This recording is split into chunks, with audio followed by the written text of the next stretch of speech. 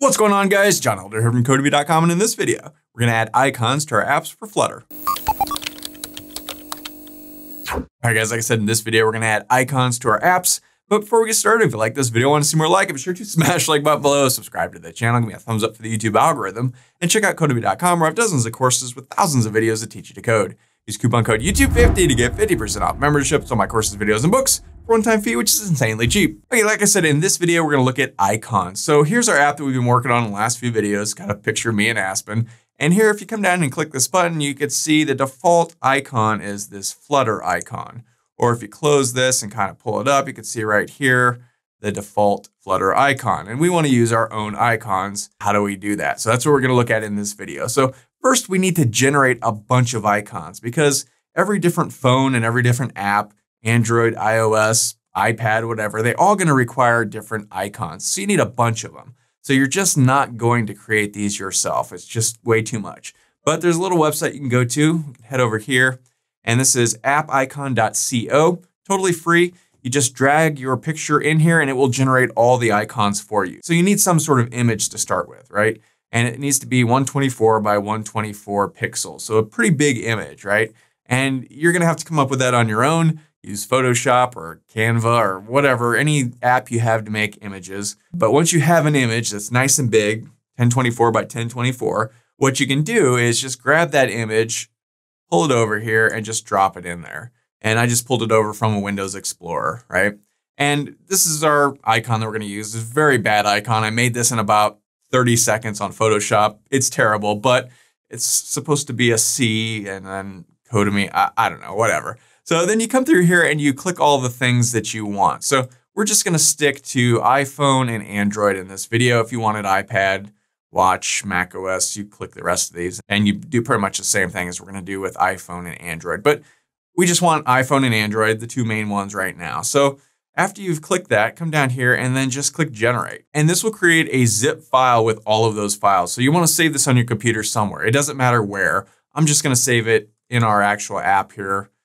Flutter apps, secondly, is the name of our app. And inside of images, this is where we put that Aspen image from the last video. I'm just gonna save it here just so I'll keep track of it. You don't really wanna save it in this folder, but just for now, I'm gonna do that. So once that downloads, you can open that folder and you can see here it is, app icon. So if we click on this, we need to now extract this. This is a zip file, we need to unzip it, right? So let's click extract all. And this thing pops up, says, where do you want to extract it? I just want to extract it in the same exact spot. So I'll click extract and boom, it goes through and does the things. So here are the files that it's created.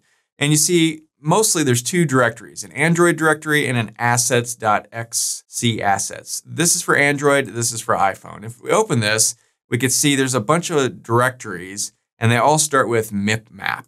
And these are just different sized icons that this app has created. Same thing over here with assets. These are all of our images for iPhone, right?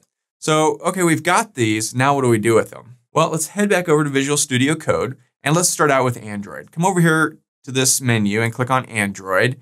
And then we want to click on App and then Source, SRC, and then Main. And this may change by the time you're watching this video. These directory structures change all the time.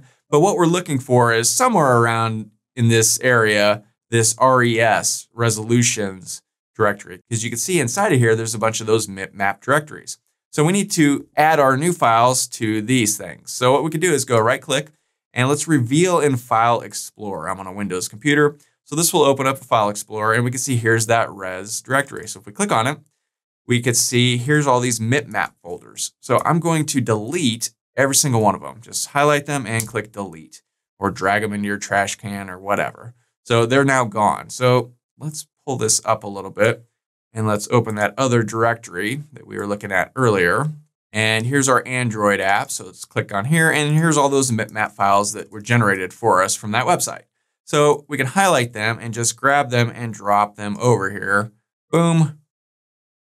That's all there is to it, right? So now when we come back here, let's close all this stuff out, go back to our main.dart file, and let's run without debugging, see if that worked. And okay, our app is restarting.